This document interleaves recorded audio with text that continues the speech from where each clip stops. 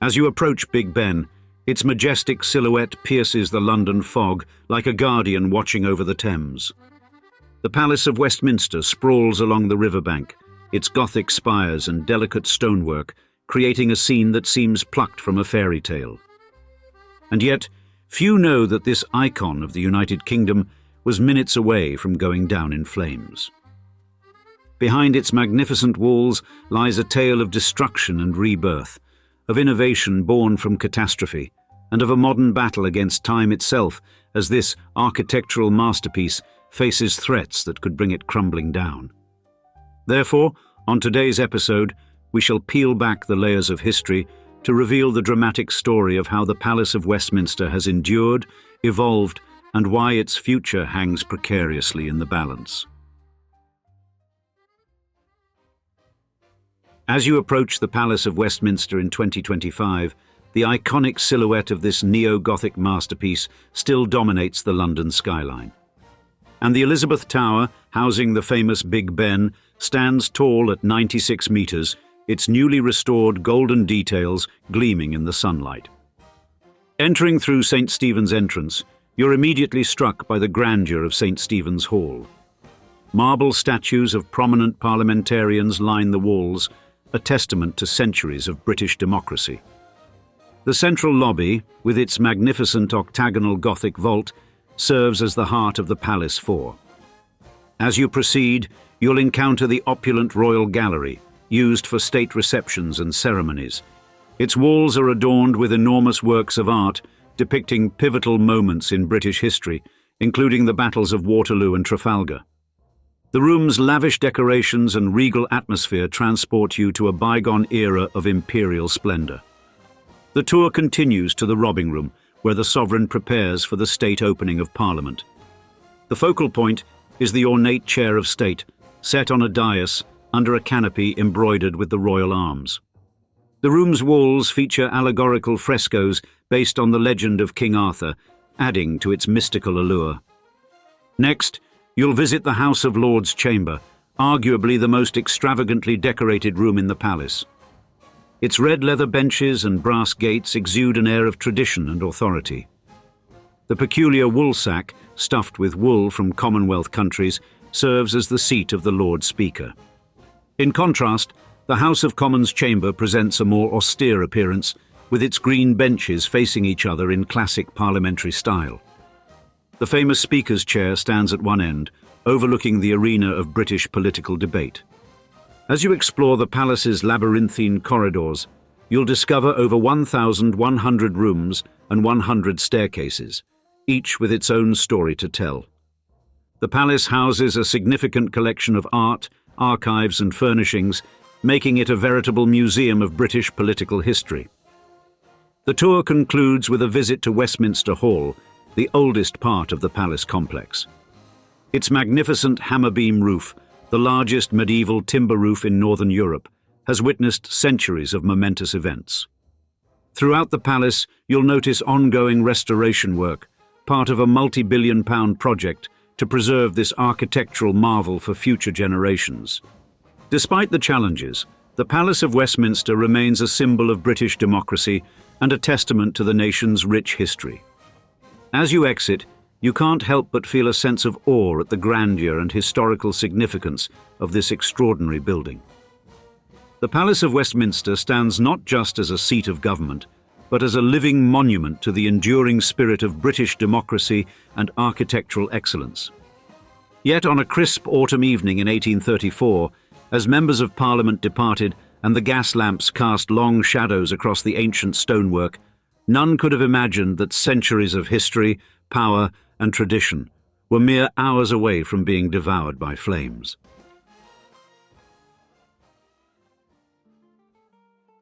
On the evening of the 16th of October, 1834, a catastrophic event unfolded that would forever change the face of British politics and architecture. The Palace of Westminster, home to the British Parliament, erupted in flames, marking the beginning of what would become known as the Great Fire of 1834. The blaze began innocuously enough, with the routine disposal of old wooden tally sticks, remnants of an obsolete accounting system used by the Exchequer, until 1826. Two Irish labourers, Joshua Cross and Patrick Furlong, were tasked with burning these sticks in the furnaces beneath the House of Lords. Unbeknownst to them, their careless handling of this task would spark a conflagration of historic proportions. As the day progressed, the heat from the overloaded furnaces melted the copper lining of the flues, igniting a chimney fire. The flames, fueled by the ancient wooden structure of the palace, spread with alarming speed. By 6 p.m., the first visible signs of fire were spotted under the door of the House of Lords. Within half an hour, a massive fireball erupted from the centre of the chamber, engulfing the entire interior in a furious blaze. The fire quickly became a spectacle, drawing thousands of onlookers to Westminster Bridge and the banks of the Thames. Among the crowd were notable figures such as the Prime Minister, Lord Melbourne, and the Scottish philosopher Thomas Carlyle, who later vividly described the scene. As the flames raged on, heroic efforts were made to save what could be salvaged. James Braidwood, head of the London fire engine establishment, arrived with 12 engines and 64 firemen. Recognizing the impossibility of saving the entire complex, Braidwood made the crucial decision to focus on preserving Westminster Hall, the oldest part of the palace.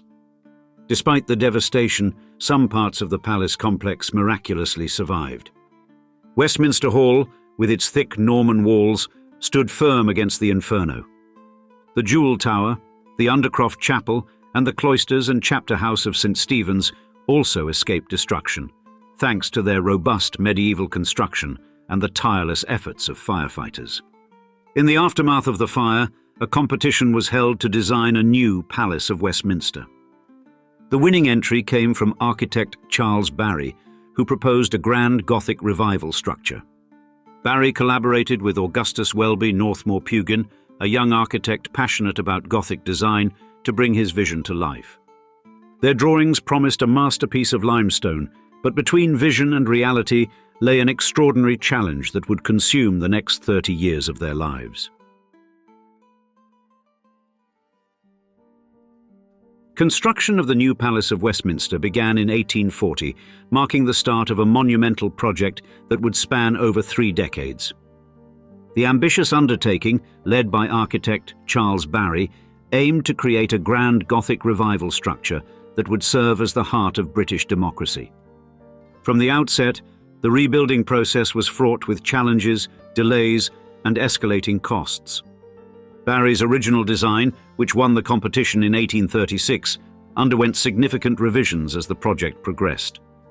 The complexity of the building, combined with the desire to incorporate the latest technological advancements, led to numerous changes and additions.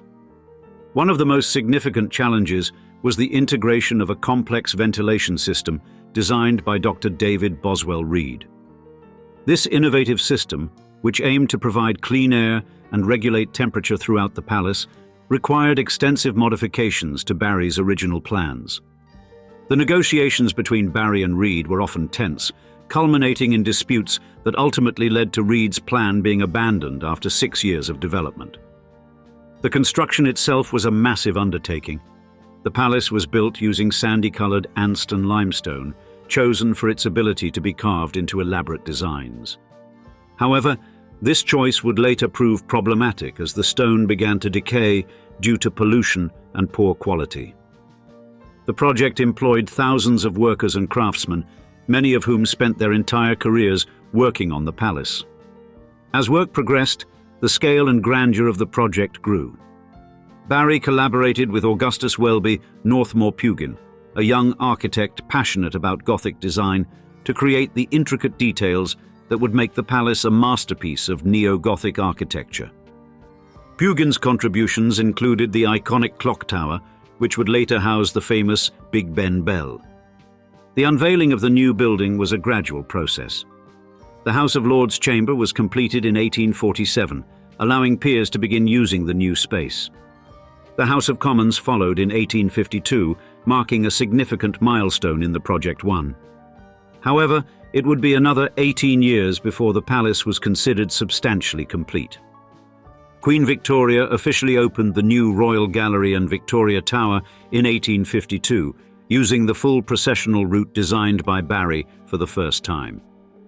This event established the modern ceremonial of the state opening of Parliament, with the monarch entering through the Victoria Tower and proceeding through the Royal Gallery to the House of Lords. The Great Fire of 1834 stands as a pivotal moment in British history, bridging the medieval past with the Victorian future. From the ashes of disaster rose an architectural masterpiece that continues to serve as the heart of British democracy to this day.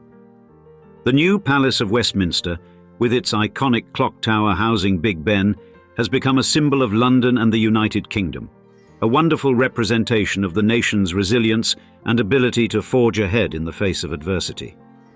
In the years following its completion, the palace underwent various expansions and restorations. The Victoria Tower was finally finished in 1860, standing as the tallest square tower in the world at that time. The palace's stonework began to show signs of decay as early as 1849, leading to ongoing restoration efforts throughout its history. Like the democracy it housed, the Palace of Westminster proved to be not just a monument frozen in time, but a living, breathing entity, one that would require constant care, adaptation, and renewal to meet the challenges of each passing age. The Palace of Westminster, completed in 1870, stood as a testament to Gothic revival architecture and British democracy. However, the building's journey was far from over, as it faced numerous challenges and underwent significant changes in the following decades. In the late 19th century, the palace's stonework began to show signs of decay. The Anston limestone, chosen for its aesthetic appeal and carving properties, proved susceptible to London's polluted air. By 1928, it became clear that extensive restoration was necessary. Clipsham stone, a honey-coloured limestone from Rutland, was selected to replace the deteriorating Anston. This massive undertaking began in the 1930s, but was interrupted by the outbreak of World War II. During the war, the Palace of Westminster faced its greatest threat since the 1834 fire. On the 10th of May, 1941, the building was hit by incendiary bombs during the Blitz. The Commons Chamber was destroyed, and the roof of Westminster Hall was set ablaze. Thanks to the heroic efforts of firefighters and MPs, the hall was saved, preserving this historic space that had survived since the 11th century. The war's end brought renewed focus on restoration. The Commons Chamber was rebuilt under the direction of architect Sir Giles Gilbert Scott, adhering closely to the original design while incorporating modern amenities. The chamber was reopened by King George VI in 1950, marking a symbolic moment of post-war recovery. The 1960s saw the completion of the stonework replacement project, but pollution continued to take its toll. In 1981, a comprehensive stone conservation and restoration program began, lasting until 1994. This effort not only addressed the ongoing decay, but also cleaned and repaired the intricate Gothic details that had been obscured by decades of grime. And, throughout the 20th century, the palace adapted to changing times. The introduction of electricity and modern communication systems required careful integration into the historic structure. In 1987, the Palace of Westminster was designated a UNESCO World Heritage Site, recognizing its outstanding universal value. The 1990s brought new challenges and innovations. Security concerns led to the installation of more robust measures, altering some of the building's accessibility. Meanwhile, efforts to make Parliament more open to the public resulted in the creation of new visitor facilities and educational programs. As the millennium approached, the Palace of Westminster faced growing concerns about its aging infrastructure. The patch and mend approach of previous decades was no longer sustainable.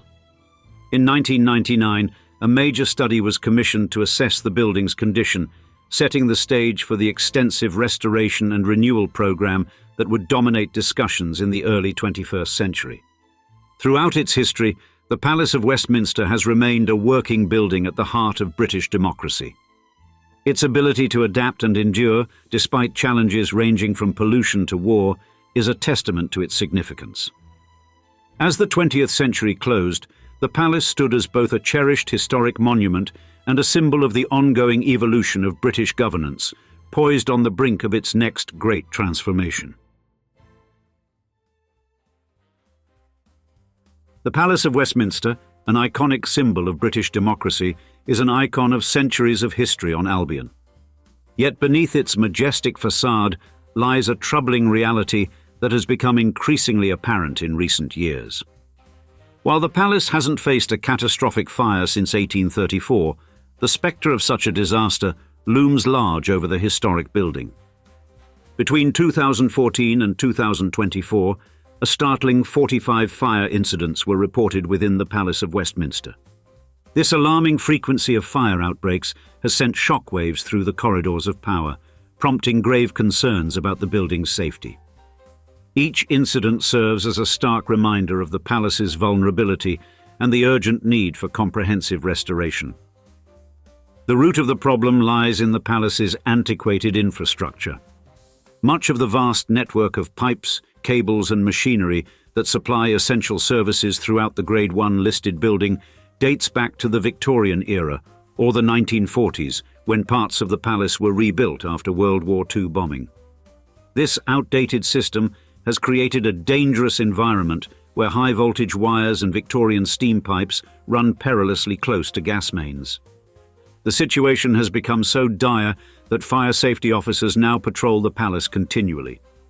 In the basement, dubbed the Cathedral of Horror, a complex tangle of pipes, cables and wiring creates ideal conditions for fire to spread rapidly. The presence of asbestos in over 1,000 locations further complicates matters, posing additional health risks and hindering renovation efforts. These ongoing fire risks have sparked warnings of a potential Notre Dame-style inferno. The devastating fire that engulfed Paris's Notre Dame Cathedral in 2019 serves as a grim reminder of what could befall the Palace of Westminster if immediate action is not taken.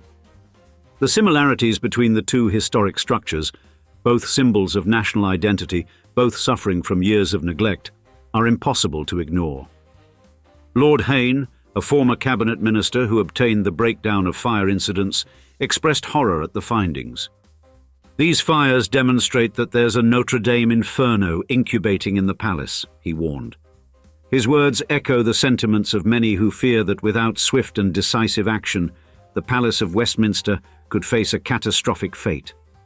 The urgency of the situation is further underscored by the fact that in the 5 years leading up to 2020, there were 29 incidents that could have led to a significant fire.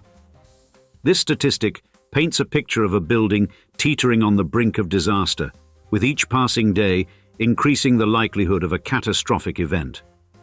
As debates over the cost and logistics of restoration continue, the clock ticks ominously. The price tag for fully restoring the palace has ballooned over the years, with some estimates exceeding £10 billion. Yet, as heritage advocates argue, the cost of losing this irreplaceable piece of British history would be immeasurable. The Palace of Westminster stands at a critical juncture. The recent fire incidents serve as a clarion call for immediate and comprehensive action. As the symbol of British democracy faces its greatest threat since the 1834 fire, the question remains: will the necessary steps be taken in time to prevent a catastrophe, or will procrastination lead to the loss of one of the world's most recognizable and significant buildings?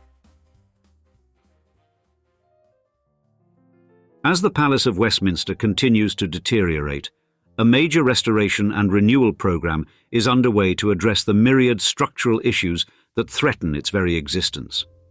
However, this ambitious project has been beset by delays, challenges, and mounting costs, creating a sense of urgency among those tasked with preserving this architectural marvel for future generations.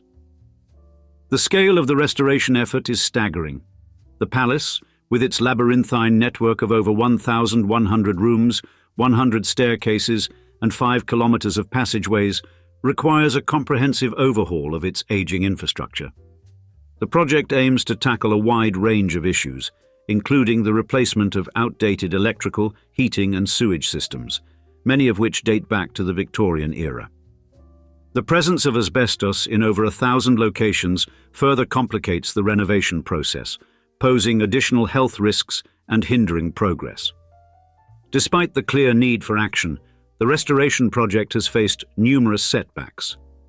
Political indecision and debates over costs have led to significant delays. The original plan, approved in 2018, called for a full decant of the building to allow for extensive renovations. However, this decision has been repeatedly questioned and reopened, leading to a lack of clarity and direction. The financial implications of these delays are substantial. As of 2020, Parliament was spending up to £2 million per week on temporary repairs and maintenance just to keep the building operational. This patch and mend approach is not only costly, but also unsustainable in the long term. The longer the full restoration is delayed, the more expensive and complex the project becomes. The challenges facing the restoration team are immense.